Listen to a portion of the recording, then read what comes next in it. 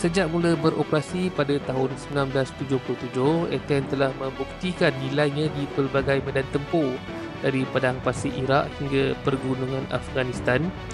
Walaupun tentera udara Amerika Syarikat pernah mempertikaikan kos penyelenggaraannya, tentera darat tetap mempertahankan keberadaan A-10 kerana dalam era moden yang dipenuhi teknologi canggih, A-10 kekal sebagai simbol keperluan untuk pesawat yang boleh terbang rendah, masuk rapat dan bertempur dekat bersama pasukan darat.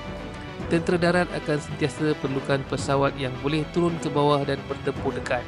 A-10 dibina untuk tugas itu dan ia lakukannya dengan sangat baik.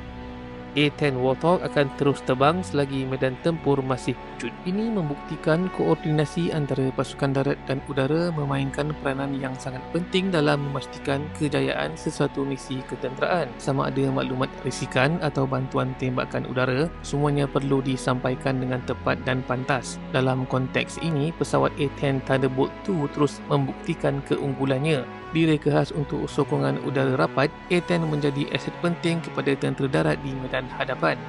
Pemerhati pertahanan meramalkan bahawa selagi tentera darat masih perlu digerakkan dalam operasi berskala besar atau kecil, maka A-10 akan kekal relevan.